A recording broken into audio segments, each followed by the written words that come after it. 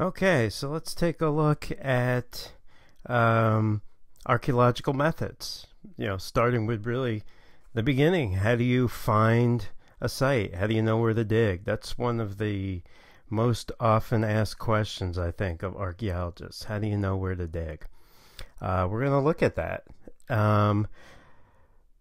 You might remember this individual over here. Here's Otzi the Iceman. Sometimes archaeological discoveries are made completely accidentally. You probably remember that he was found in the Alps by hikers. The ice had melted and his body was becoming exposed. They thought he was a recent murder victim. Turned out to be a 3,000-year-old ice mummified. There are other famous finds that were made accidentally. The Dead Sea Scrolls were found accidentally. The famous cave paintings in Lascaux in France were found accidentally. Many times when they're tearing down a building in New York, under the foundations, they'll find something from the 1700s or 1600s. Right? So there are accidental discoveries, but obviously archaeologists can't just wait for some lucky accident to happen. They have to go out and find archaeological sites themselves. So how do they do this? Well, we're going to take a look at it, but I'll point out one very famous site that was found by a historian who was looking for ancient Inca sites. This is, of course, Machu Picchu, high in the Andes. The historian Hiram Bingham was looking for the last refuge city of the Inca, and he instead found Machu Picchu, which was not the last refuge city, but was a winter capital for the height of the Inca Empire. Right? But sometimes these are reported as discoveries. Right? He discovered Machu Picchu. Really, he presented Machu Picchu to people outside of Peru. Right? Local indigenous people knew about Machu Picchu. The Spanish conquistadors never reached Machu Picchu, so non-native peoples who didn't live in that area didn't know of its existence until Hiram Bingham published on it in National Geographic. Right? So sometimes discoveries it's sort of a misnomer to call them discoveries because the people living near the site know about them. Okay, so how do you find archaeological sites? Well, a lot of locating archaeological sites is based on what we call survey. Survey is the attempt to locate, identify, and record archaeological sites on the geographic background, right? So on the landscape. Now, hopefully what you see here is a tell. Remember we talked about tells. Tells are archaeological deposits, right? They are human created. This is just the buildup of humans living in the same place over time for hundreds or thousands of years, and their buildings and trash piling up one on top of the other. Right? So tells are the kind of site in the Middle East that would be easy to identify just driving around, walking around, looking at maps maybe, or looking at photographs, as we'll see. Tells are pretty obvious in most cases. Not all of them. Some are fairly low. But as you can see, some tells get quite high, hundreds of feet high. Right? Layers may be going back to the Neolithic, all the way up to the Islamic period. These are two tells here. The word for tell, right? The word tell itself is Arabic. It just means mound. In Turkish, the word for mound is huyuk. So a lot of times sites in Turkey will be called something huyuk. That's why, one of the reasons why the password for the Revealing Archaeology assignments is huyuk. Okay. In Iran, in Persian, they're called tepe. Right? So tepe blank. This is tepe yaha. Right? And you'll see that, if you were driving around this part of Iran, this would be very, very obvious because there's not a string of hills. It's not a hilly countryside. You can see mountains way off in the distance, but it's very, very flat here. And then all of a sudden, there's this 100-foot mound kind of sticking up out of nowhere. So they tend to be pretty obvious. So that's one way of doing survey, is to look for tells, go to the tells, and this is something that we actually did in Turkey. Here's another tell, right? Again, you can see that's pretty obvious. And yet another one. So what would you do on this survey? Well, what you would do is you would kind of map the tell. You'd locate it also on your map. You'd circle around it, and you'd figure out approximately how large it is. And then you would collect pottery from the surface, right? Because of the rain and things like that, there would be a lot of pottery kind of washed up on top of the site and on the sides of the site. So you would probably go to the top of the site, where things have been kind of disturbed a little bit by the rainwater, and you would pick up pottery. You'd collect, let's say, a big sample of pottery, or 20 sherds, 30 sherds, and then you'd look at them. And based on the pottery, if the pottery had been studied in this area, you could say, based on the pottery, oh, it looks like the mound was occupied during the early Bronze Age, the late Bronze Age, Iron Age period 1, Iron Age period 2, right, and the Islamic period, something like that. And you could say that we found no pottery from the Middle Bronze Age, so we think it was abandoned during that time period. That's sort of an example of the thing you could do. So you could find sites, and then using pottery, it's a cheap, efficient, fast way of dating the site and figuring out the time periods that are at the site. Each different kind of site that you might be looking for needs different kinds of sort of survey techniques. So what if the sites, if you're looking for tells, you find tells, but great, not every site is going to be a tell site. So what do you do? Well, you could do what's known as surface survey. This is exactly what you would think based on the name. You're walking on the surface and you're looking for signs of an archaeological site on the surface in hopes of discovering an archaeological site.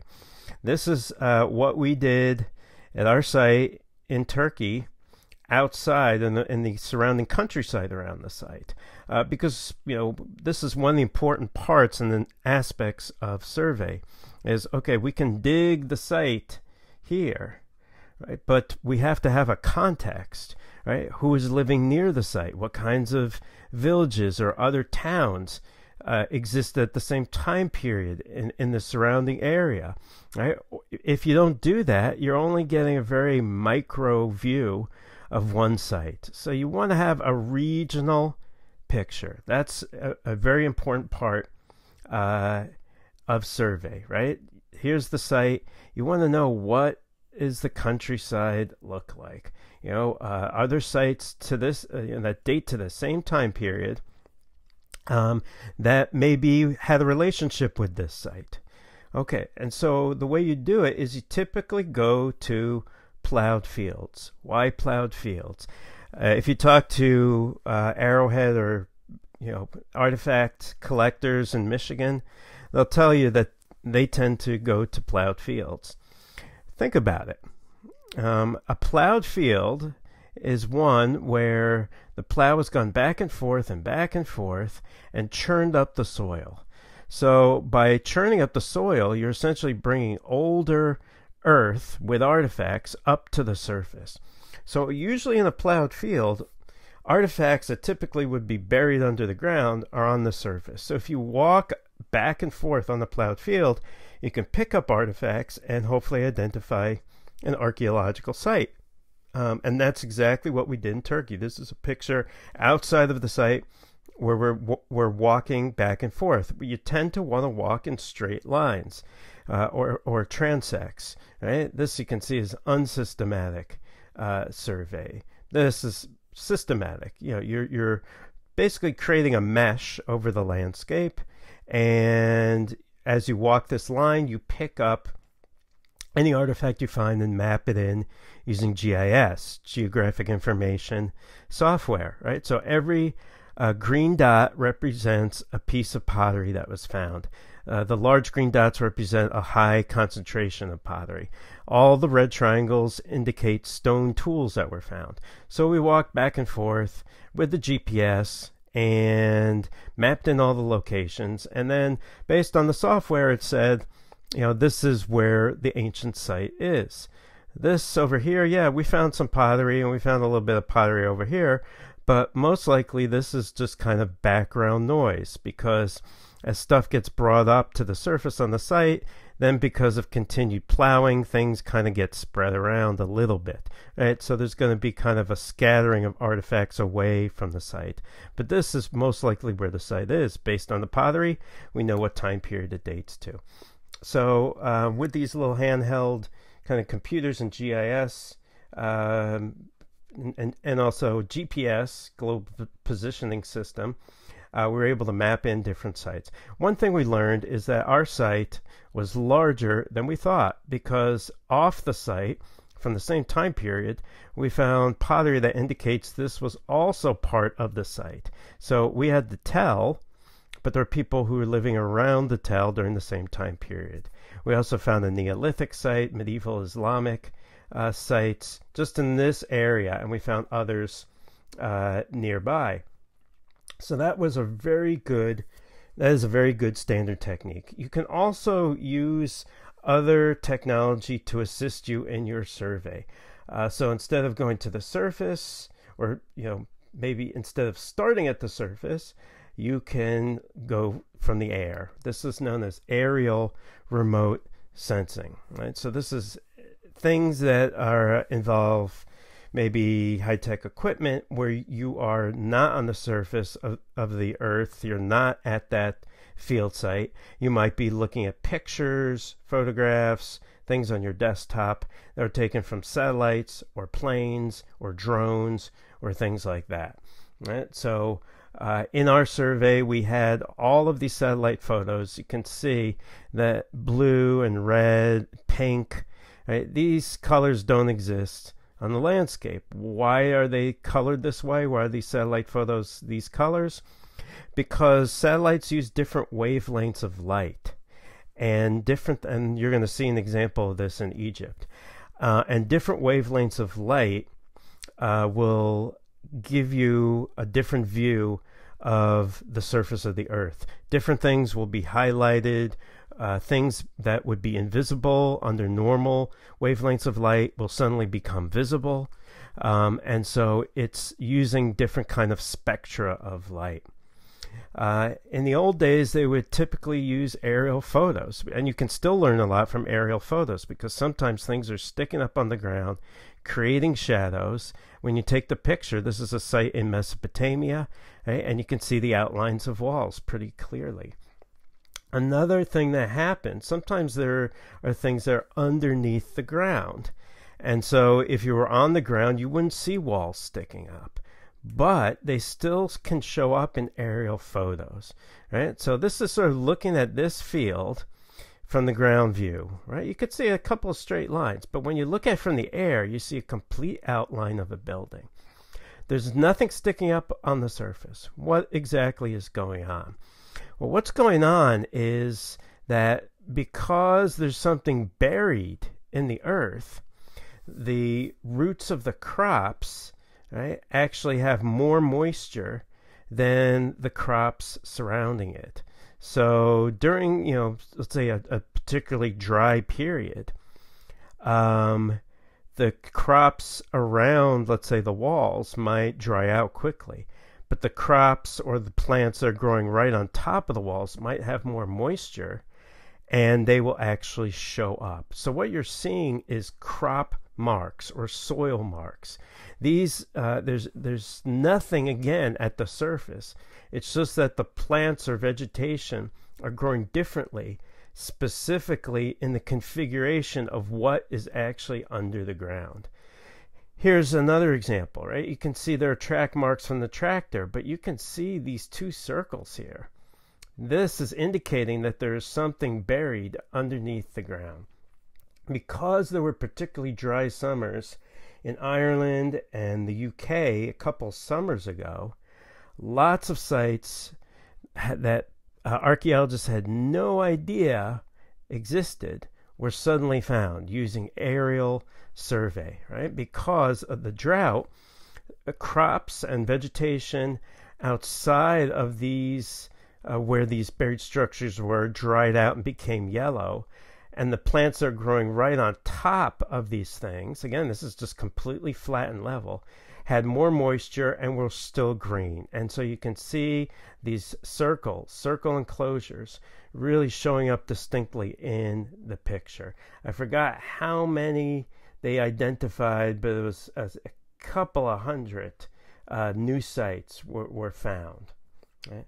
Okay, so very, very useful tools. Satellite photos, and also Google Earth is very useful as well. So this is something that you'll get to use. There's a little lab project I have for you guys to work on. Won't take too much time, where you will look at satellite photos and identify things on the satellite photos. One of the things archaeologists are now doing is crowdsourcing for to do a lot of the work. That is, if they have hundreds or thousands of satellite photos to look at and they can't do it all, they might post it on the website and ask volunteers to look at them and identify things. And you can see stuff from Google Earth. Not as much as from other satellites, because Google Earth only uses normal wavelengths of light, but still you can see things like crop marks. So this is an example from a few years ago. This is a house in Italy. So the guy owned this house. Google Earthed his property. You can see very clearly a crop mark here. He called archaeologists in to look at it. They excavated, and turned out there was a Roman villa on his property that he didn't know was there. Okay, if you use satellites, you can see here, this is a picture in Egypt from a site called Tanis, under normal wavelengths of light, and you don't really see much.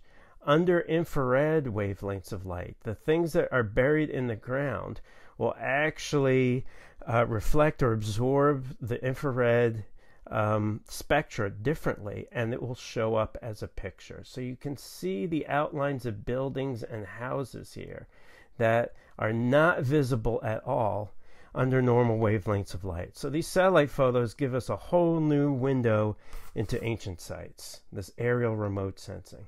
Okay, what if you're working in a tropical rainforest? Because, the satellite photo might be showing you the rainforest canopy and the cover of the trees, but what about if you want to get at below where the trees are? Well, you could use another technique called LiDAR.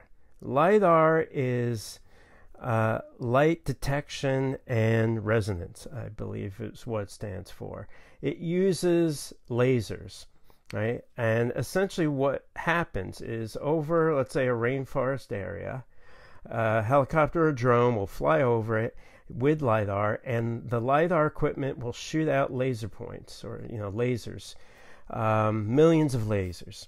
And some of these lasers will bounce off of the trees and come back as a signal. And some of these lasers will get between the leaves and hit the ground. Now, back on the computer, what you could do is you could strip away the trees at one level and look only at the surface, and that will reveal what is on the ground hidden by the trees, right? So they've used this in Angkor in Cambodia. They've used this in the Maya region in Central America to find and also to identify the real size of sites, right? That is, okay, we know there's a site here, and we know there's a little temple over here, but how big was the rest of the site? Well, you do LiDAR, and then you see, wow, there's all these other buildings now that we know existed. So LiDAR is very, very useful, another important technique. I'll just show you a couple more pictures of our survey in Turkey. We saw these, on the satellite photos, we saw these stone enclosures. So before we went out to the site itself, we had identified these things as a thing that we'd want to investigate, and we actually went then to the stone enclosures and looked at them. They turned out not to be ancient. They turned out to be relatively modern. They are used for nomadic tents. The nomads who come to this area put their tents on top of these little stone enclosures. But we found other things, though, that don't show up on satellite photos, like this cut into the rock, which may have started as something ancient, but it doesn't look like they ever finished it. We also found these very, very small piles of stone. These are most likely graves, but there was no pottery on top of them to help us date them. Okay. Once you've identified sites, you then can do another form of survey. This is called subsurface detection, trying to see what's below the surface. So we'll look at that in the next video.